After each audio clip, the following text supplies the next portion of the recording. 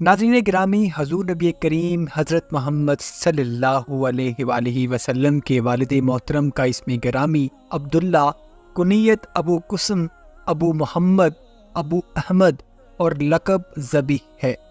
आज की वीडियो में हम उस वाक़े का जिक्र करेंगे कि जब दुनिया के तमाम बड़े चैनल्स और लाखों लोगों के सामने हजूर नबी करीम सल्लल्लाहु अलैहि वआलिहि वसल्लम के वालिद हज़रत अब्दुल्ला की कब्र अक़दस को खोलकर उनका जस्ते अनवर बाहर निकाला गया। प्यारे दोस्तों, आपके वालिद गिरामी अब्दुल मुत्तलिब कुरैश मक्का के रहनुमा और बनु हाशिम के सरदार थे। उनका असल नाम शैबा था और लोग अच्छे कामों की वजह से उन्हें शैबतुल हम्द कहते थे। वालिदा माजिदा का इसमें गिरामी फातिमा बिनते अमरू था। बहन भाई हज़रत सैयदना अब्दुल मुत्तलिब रज़ियल्लाहु अन्हु ने मुख्तलिफ औकात में 6 शादियां की थीं।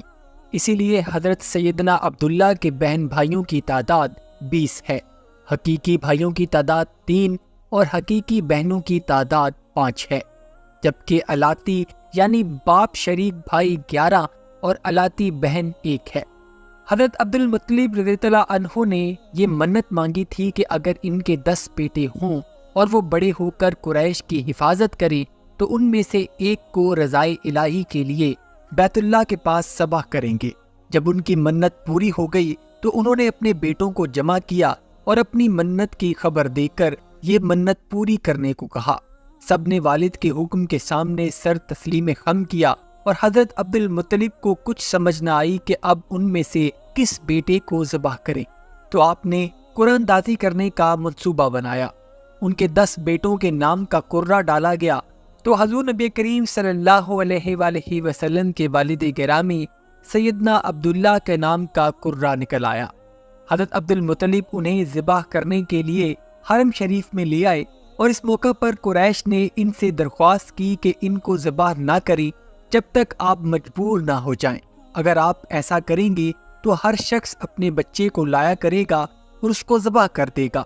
फिर कुरैश ने एक तजवीज़ पेश की कि इनको ज़िबाह ना कीजिए बल्कि उन्हें हिजाज ले चलिए, वहाँ एक कहना औरत है और आप उससे मसला बयान करें, और अगर उसने भी इनको ज़बा करने का हुक्म दे दिया तो फिर आपको अपने साहबजादे को ज़बा करने का मुकम्मल इख्तियार होगा।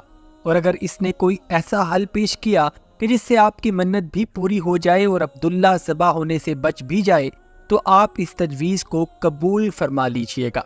फिर हज़रत अब्दुल मुत्तलिब उस औरत के पास पहुँचे और सारा माजरा सुनाया। इस औरत ने कहा कि तुम्हारे यहाँ जो दियत के मुकदार मुकर्रर है यानी 10 ऊँट, तुम ऊँटों और उनके दरमियान कुरानदाजी करो और अगर लड़के के नाम का कुरा निकले तो ऊँटों की तादाद को बढ़ा दो। इसी तरह करते रहो यहाँ तक कि तुम्हारा परवरदिगार राजी हो जाए और ऊँटों पर कुर्रा निकल आए। फिर इस लड़के की बजाय वो ऊँट ज़िबा कर देना और इस तरह से तुम्हारा रब भी तुमसे राजी हो जाएगा और तुम्हारा लड़का भी बच जाएगा।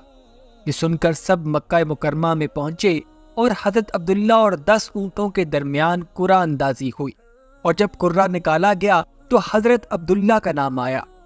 10 ऊँट ज्यादा किए गए और जब बढ़ाते बढ़ाते ऊँटों की तादाद 100 हो गई तो तब ऊँटों के नाम कुर्रा निकला।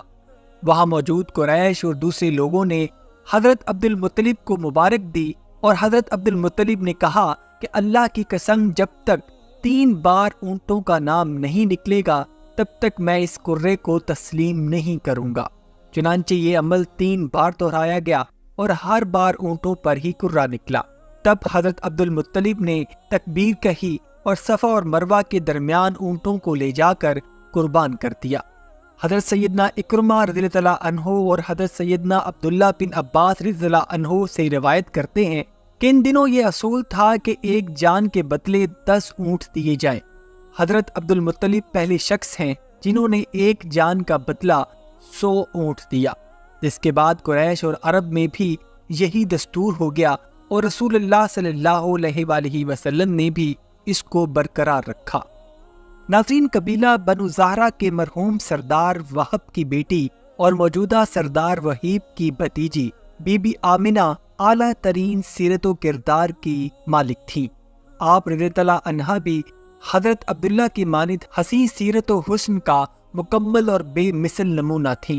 حضرت عبداللہ اپنے والد کے ہمراہ قبیلہ بنو زہرہ پہنچے۔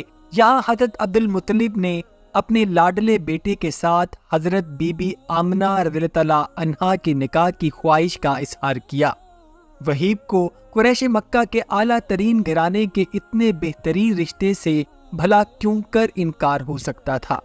چنانچہ حضرت عبداللہ بن عبد المطلب کا نکاح حضرت بی بی آمنہ سے ہو جاتا ہے، اور یوں دو پاکیزہ روحیں نکاح کے مقدس بندھن میں بندھ جاتی ہیں۔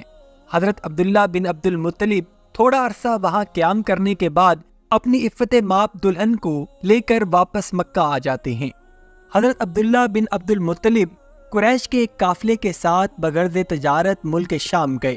دوران سفر وہ بیمار ہو گئے اور واپسی پر یہ قافلہ مدینہ منورہ کے پاس سے گزرا تو حضرت سیدنا عبداللہ بیمار ہونے کی وجہ سے یثرب یعنی موجودہ مدینہ میں ہی اپنے والد عبد المطلب کے ننیال بنو عدی بن نجار کے ہاں ٹھہر گئے۔ قریش کا قافلہ جب مکہ پہنچا تو انہوں نے حضرت عبد المطلب کو ان کے بیٹے حضرت عبداللہ کی صحت کی خرابی کے بارے میں بتایا تو آپ نے فوری اپنے بیٹے حارث کو یثرب عبداللہ کے پاس روانہ کر دیا۔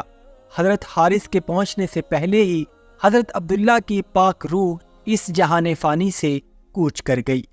روایات کے مطابق اس وقت حضرت عبداللہ کی عمر مبارک 20 سال تھی، جبکہ کچھ جگہ 25 سال بھی روایت ہوا ہے۔ ناظرین، آج کل کچھ علماء حضرات حضور نبی کریم صلی اللہ علیہ وآلہ وسلم کے والدین کے ایمان پر انگلی اٹھاتے ہیں، لیکن انہیں شاید مسجد نبوی کے اس واقعہ سے سبق حاصل کرنا چاہیے کہ جب مسجد نبوی کی توسیع کے لیے حضرت عبداللہ بن عبد المطلب کی قبر 1400 سال گزر جانے کے بعد کھولی گئی اور آپ کا جسد خاکی وہاں موجود میڈیا اور ہزاروں لوگوں نے دیکھا اور گواہی دی کہ آپ کا ایک بال بھی گدلا نہ ہوا تھا، جسم کا خراب ہونا تو دور کی بات ہے۔ یہ خبر دنیا کے تمام ٹی وی چینلز پر چلائی گئی اور پاکستان میں نوائے وقت اخبار مورخہ 21 جنوری 1978 کے مطابق مدینہ منورہ میں مسجد نبوی کی توسیع کے سلسلہ میں کی جانے والی کھدائی کے دوران سرکار مدینہ صلی اللہ علیہ وآلہ وسلم کے والد گرامی حضرت سیدنا عبداللہ بن عبد المطلب کا جسد خاکی، جس کو دفن ہوئے 1400 سال سے زیادہ عرصہ گزر چکا تھا، بالکل صحیح سلامت حالت میں برآمد ہوا۔ آپ کے جسد مبارک کو وہاں سے نکال کر جنت البقیع میں منتقل کر دیا گیا۔ اللہ سبحانہ و تعالی حضور نبی کریم حضرت محمد صلی اللہ علیہ وآلہ وسلم، آپ کی آل اور آپ کے والدین پر ہمارا درود و سلام قبول فرمائے۔ اللہم صلی علی سیدنا محمد وعلی آل سیدنا محمد وبارک وسلم۔